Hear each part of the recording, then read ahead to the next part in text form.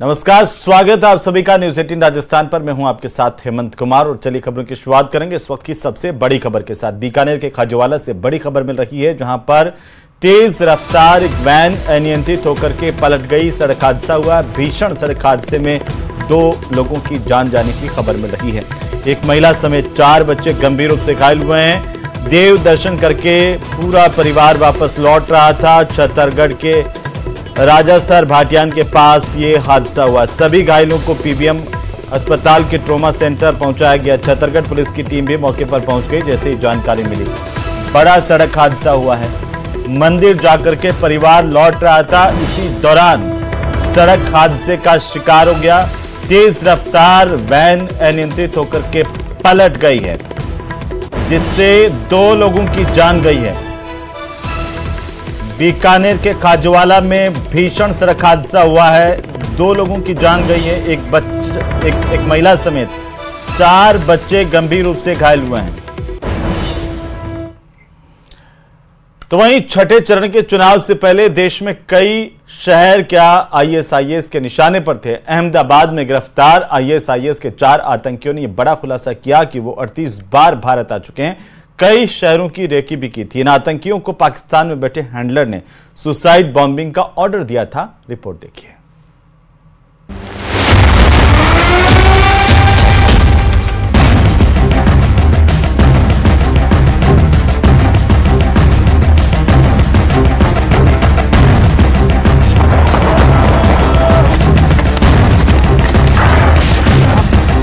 भारत पर हमले की कसम खाने वाले ये आईएसआईएस के 4 आतंकी हैं।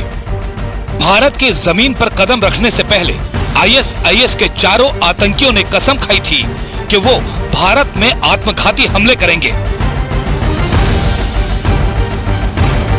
अहमदाबाद एयरपोर्ट पर ये चारों आतंकी एटीएस के हत्थे चढ़ गए और उसके बाद पूछताछ में इनकी कुंडली खुली तो कई चौंकाने वाले पर्दाफाश हुए। क्या भारत में 26/11 की तरह हमले की साजिश रची जा रही थी? छठे चरण में 8 राज्यों में हो रहे चुनाव से पहले क्या कई शहरों में फिदायीन हमले की बड़ी साजिश रची जा रही थी? क्या दिल्ली से अहमदाबाद तक आतंकियों ने हमले का टारगेट सेट कर लिया था? पूछताछ में आतंकियों ने बताया इनके ग्रुप में 2 नुसरत और नफरान 38 बार भारत आ चुके हैं। दोनों ने भारत में कई शहरों में जाकर रेकी की और टारगेट तय किए। पाकिस्तान में रहने वाला आईएसआईएस आतंकी अबू इनका हैंडलर था। चारों आतंकियों ने अबू को अपना आमिर यानी गुरु मान लिया था और कसम भी खाई थी। अबू ने ही आतंकियों को सुसाइड बॉम्बिंग के आदेश दिए थे। फिदायीन हमले की ट्रेनिंग इसी साल फरवरी में शुरू हुई। पाकिस्तान से अबू ने उन्हें अहमदाबाद में हथियारों को इकट्ठा करने के बाद हमले को अंजाम देने के लिए सटीक जगह और समय बताने वाला था।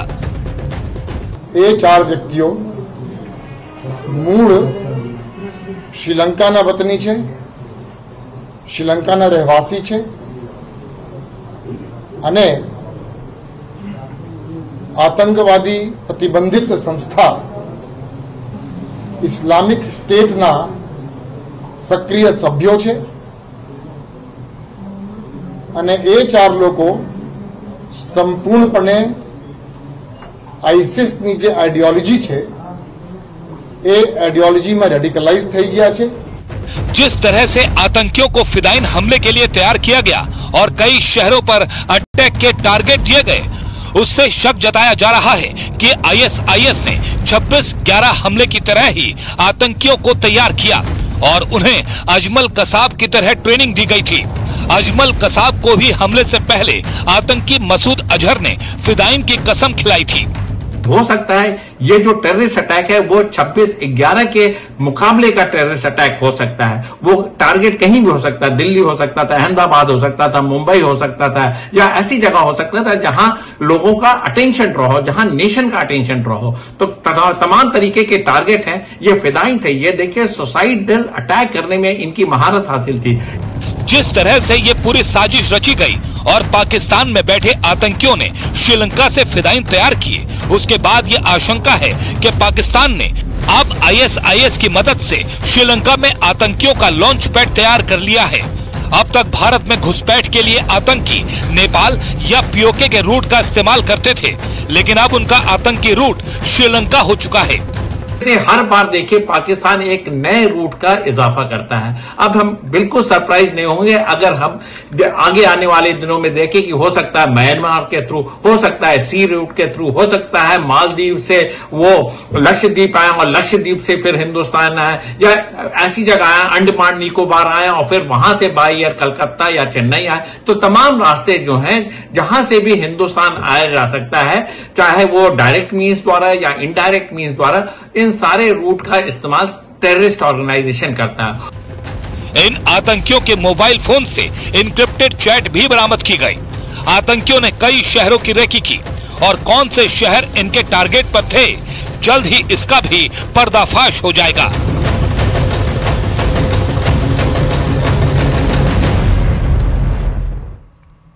तो वहीं राजस्थान में तापमान कम होने का नाम नहीं ले रहा और तेज धूप और गर्मी के चलते पानी की किल्लत अब लोगों की परेशानी बढ़ा रही है। लोग हल्कान हैं और समस्या का समाधान नजर नहीं आ रहा। रिपोर्ट देखिए।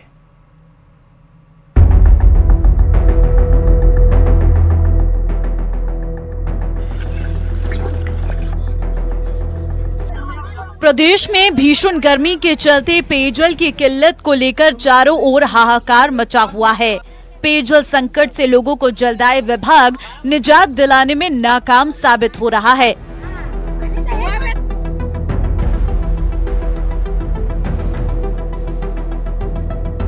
संपर्क पोर्टल पे जो मैंने शिकायतें करी थी उस पे भी झूठे आश्वासन देके झूठे ऊपर उधर से लिख के कि हमने शॉर्ट आउट कर दिए प्रॉब्लम को, लेकिन अभी तक कोई प्रॉब्लम शॉर्ट आउट नहीं है।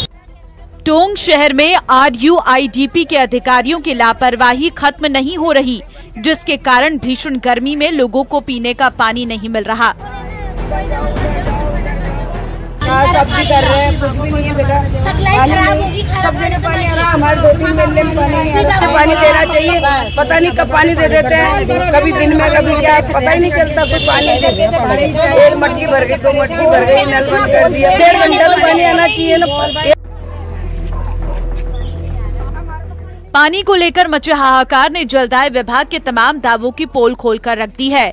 कलेक्ट्रेट स्थित कंट्रोल रूम में मिल रही पानी की किल्लत की शिकायतों को लेकर झुंझुनू कलेक्टर चिन्मय गोपाल फील्ड में अधिकारियों को लेकर पहुंच रही हैं। तस्वीरें चिड़ावा की हैं, जहां धूल फांकते दावों को लेकर कलेक्टर ने जलदाय विभाग के अधिकारियों को कड़ी फटकार लगाई।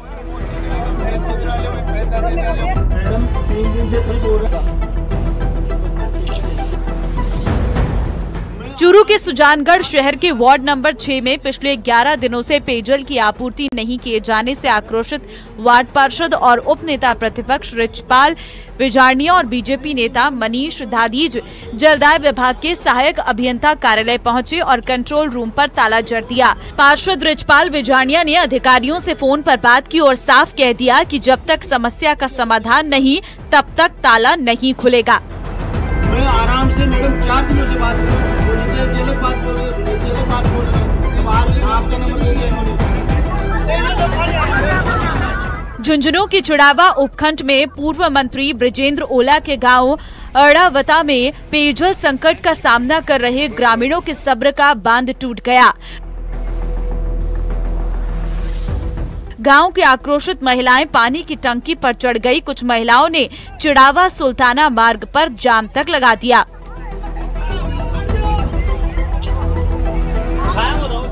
कोटपुतली में पेयजल की सप्लाई नहीं होने पर वार्ड नंबर 32 और 33 की महिलाओं का सब्र जवाब दे गया। सैकड़ों की संख्या में महिलाएं जलदाय विभाग पहुंची और मटके फोड़कर कार्यालय को ताला जड़ दिया।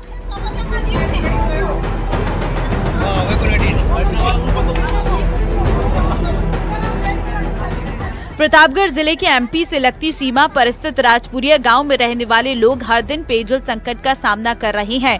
पीने के पानी के लिए ग्रामीण रोज सुबह सुबह 1 से 2 किलोमीटर दूर तक भटकते नजर आते हैं। गांव में पानी की समस्या, पानी हुआ है सरकार में, तो उसमें पानी। कुल मिलाकर प्रदेश की जनता का हलक सूखता जा रहा है, क्योंकि जिम्मेदार सरकार की मंशा पर पानी फेरते हुए जनता तक राहत नहीं पहुंचा रहे।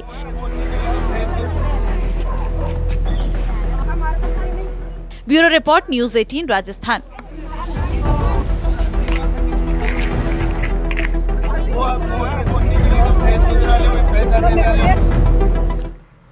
तो वहीं राजस्थान में लंबे समय से आचार संहिता के फेर में अटकी सरकारी नौकरियों की प्रक्रिया को अब आम लोगों तक पहुंचाने के लिए चुनाव आयोग की मंजूरी मिल गई है। इसके बाद राजस्थान कर्मचारी चयन बोर्ड ने अटकी भर्ती प्रक्रियाओं को पूरा करने की दिशा में काम शुरू कर दिया है। ये रिपोर्ट देखिए।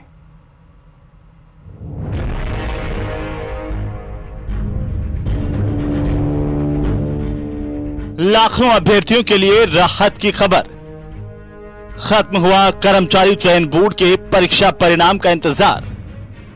7 भर्तियों को लेकर चुनाव आयोग ने दी मंजूरी। जून में जारी हो सकते हैं परीक्षा के परिणाम। लाखों अभ्यर्थियों का सपना होगा साकार।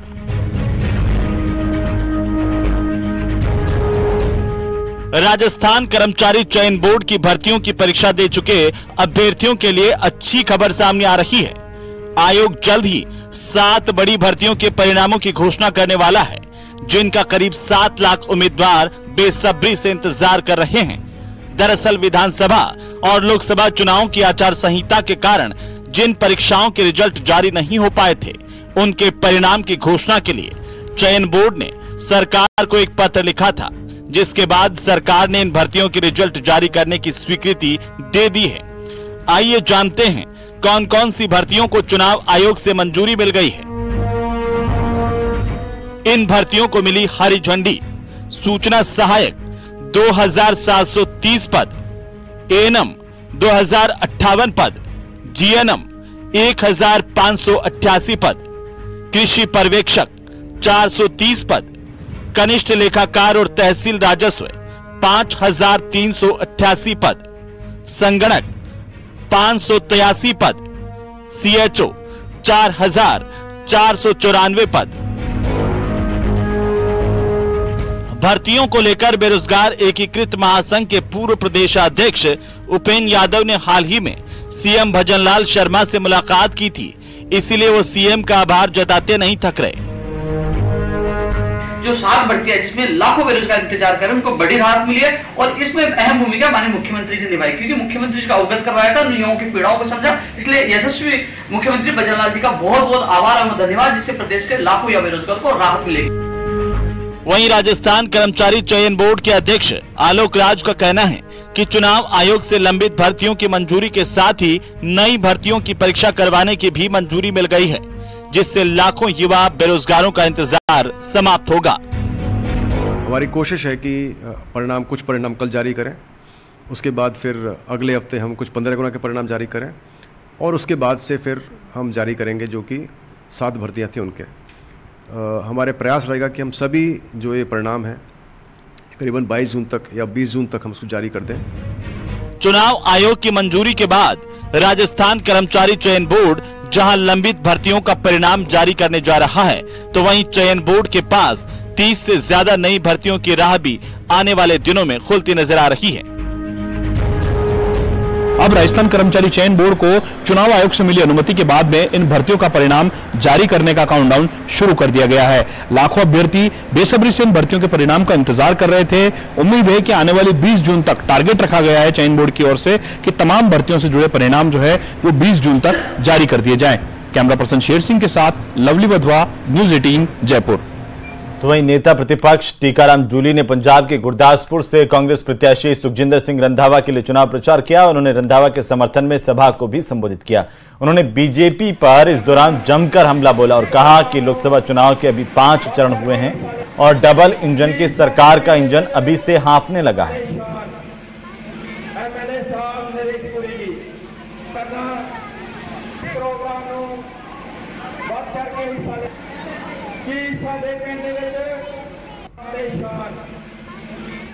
वहीं रूस ने ईरान के पक्ष में बहुत बड़ा कदम उठाया। रूस ने ईरान के राष्ट्रपति रईसी की मौत पर शक जताते हुए पहले चरण का परमाणु जंग अभ्यास शुरू कर दिया है।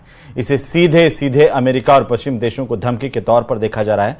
इधर ईरान के मशहद शहर में करीब 30 लाख लोग और 68 देशों के नेता रईसी के अंतिम संस्कार में शामिल हुए।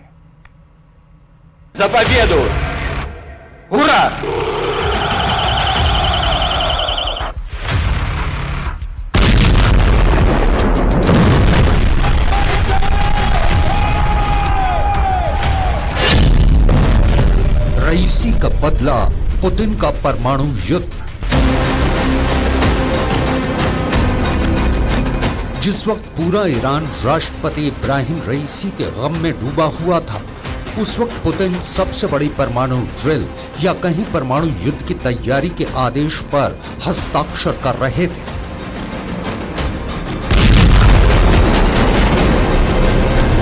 जिस वक्त ईरान राष्ट्रपति इब्राहिम रईसी को कब्र में दफन किया जा रहा था, उस वक्त रूस की किंजल मिसाइल से एक साथ कई परमाणु हमले की प्रैक्टिस की जा रही थी। यकीन करना तो मुश्किल है, लेकिन कुछ खबरों में इशारा किया गया है कि हेलीकॉप्टर हादसे में मारे गए राष्ट्रपति रईसी की मौत से राष्ट्रपति पुतिन बेहद गुस्से में हैं।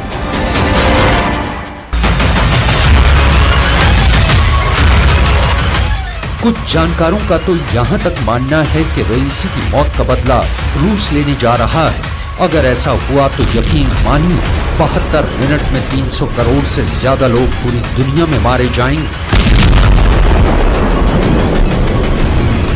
अगर पुतिन ने रईसी की मौत का बदला एटमी हथियारों से लिया तो पूरी दुनिया में 5000 परमाणु धमाके होंगे, जो कई देशों का नहीं बल्कि पृथ्वी का ही हुलिया बिगाड़ देंगे। अब सवाल उठता है कि क्या रूस और ईरान अपने दुश्मनों पर एटमी हमला करेंगे? इस सवाल का जवाब है मिडिल ईस्ट में जो हालात इस वक्त चल रहे हैं उसमें कुछ भी संभव है, क्योंकि रूस और ईरान को शक है कि रईसी हादसे में नहीं मारे गए हैं, बल्कि उनकी हत्या की गई है। यही वजह है कि महज 24 घंटे के अंदर रूस ने अपनी परमाणु वॉच को जमीन पर उतार दिया है। हम आपको एक एनिमेशन के जरिए ये समझाने की कोशिश कर रहे हैं कि रईसी की मौत का बदला मॉस्को और तेहरान कैसे ले सकते हैं। अपुष्ट खबरों में जो जानकारी मिली है उसके मुताबिक तेहरान और मॉस्को से अमेरिका और इजराइल पर बड़े परमाणु हमले हो सकते हैं। दावा तो यहां तक किया जा रहा है कि रूस ने किंजल जैसी हाइपरसोनिक मिसाइल को मैदान में उतार दिया है। रूस की कोशिश है कि किसी तरह से पूरे अरब से इजराइल और अमेरिका के दबदबे को खत्म कर दिया जाए।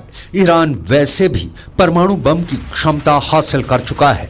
ऐसे हालात में रूस और ईरान मिलकर अमेरिका और इजराइल पर परमाणु हमला कर सकते हैं, और अगर ऐसा होता है तो फिर रूस के जंगी जहाज परमाणु मिसाइलों और बमों से अमेरिका और इजराइल को तबाह कर देंगे। दावा तो ये भी किया जा रहा है कि रूस रईसी की मौत का बदला लेकर पूरे अरब वर्ल्ड का लीडर बनना चाहता है। रूस के राष्ट्रपति पुतिन रईसी की मौत पर अपने इरादे जता चुके हैं। Уверенный в себе, прежде всего, человек, который руководствовался национальными интересами, но, конечно, это был человек слова, и с ним было приятно работать, имея в виду, что если мы о чем-то договаривались, всегда можно было быть уверенным в том, что договоренности будут исполняться. अब आप ये भी जान लीजिए कि परमाणु हमला करने वाली रूसी एरोस्पेस फोर्सेस इस वक्त क्या कर रही हैं। रूसी रक्षा मंत्रालय ने रूसी सोशल मीडिया प्लेटफॉर्म पर परमाणु तैयारियों से जुड़ा एक हैरान करने वाला वीडियो 18 घंटे पहले डाला है।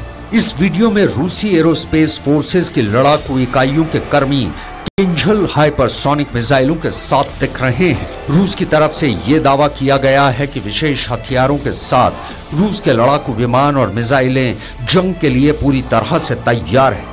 रूस की तरफ से केवल इतना ही बताया गया है कि दक्षिणी सैन्य जिले में तैनात सेना एटमी हथियारों के साथ मौजूद है, जिनके पास इस्कंदर मिसाइल, किंजल जैसी घातक मिसाइलें मौजूद हैं। खबर के मुताबिक रूसी सेना ने दक्षिणी सैन्य जिले में उच्च जोखिम वाले गैर रणनीतिक परमाणु हथियार से पहले चरण का अभ्यास शुरू कर दिया है। इसके अलावा वायु रक्षा प्रणालियों के लिए किंजल मिसाइलों को परमाणु हथियारों से लैस कर दिया गया है। С своей стороны будем делать все для того, чтобы российско-иранские отношения продолжались бы именно в таком ключе. Передайте, пожалуйста, эти слова руководству Ирана. И если у коллег есть необходимость, то мы готовы сделать все, чтобы оказать им экспертную поддержку, экспертную помощь в выявлении истинных причин этой катастрофы. इधर ईरान के कार्यवाहक राष्ट्रपति मोहम्मद मुख्बर की हॉटलाइन पर रूस के राष्ट्रपति व्लादिमीर पुतिन से बात हुई है। इस बातचीत के बाद रूस में टैक्टिकल न्यूक्लियर ड्रिल शुरू हो चुकी है। माना जा रहा है कि ईरान अरब में यूएस खेमे के 7 देशों को एक साथ टारगेट बना सकता है। रूस और ईरान के इस जॉइंट ऑपरेशन का खतरा बढ़ता जा रहा है। राष्ट्रपति इब्राहिम रईसी और विदेश मंत्री अमीर अब्दुल्लाहियन की मौत के बाद ईरान शोक में डूबा है। ऐसे हालात में अगर रूस परमाणु जंग करता है तो पृथ्वी पर मानव इतिहास का सबसे बड़ा विनाश होगा, क्योंकि रूस के लिए जासूसी करने वाले एक जर्मन सैन्य अधिकारी ने महीना भर पहले ही बता दिया है कि रूस की परमाणु हमला करने की तैयारी पूरी हो चुकी है। रूस के राष्ट्रपति व्लादिमीर पुतिन कभी भी हाइपरसोनिक मिसाइलों से परमाणु हमले का आदेश जारी कर सकते हैं। आशंका जताई गई है कि अगर परमाणु युद्ध छिड़ा तो 72 मिनट के अंदर धरती पर 5000 परमाणु विस्फोट होंगे और अकल्पनीय विनाश होगा। Nuclear war a scenario book के मुताबिक इन धमाकों में 300 करोड़ से ज्यादा लोगों की मौत हो जाएगी। कुल मिलाकर राष्ट्रपति रईसी की मौत के बाद जो हालात तेजी से पूरी दुनिया में बदल रहे हैं वो बेहद डरावने और खौफनाक लग रहे हैं। तो चलिए इसी के साथ ही इस बुलेटिन में फिलहाल इतना ही। चलते चलते एक नजर डालते हैं इस वक्त की सुर्खियों पर। नमस्कार। हेडलाइंस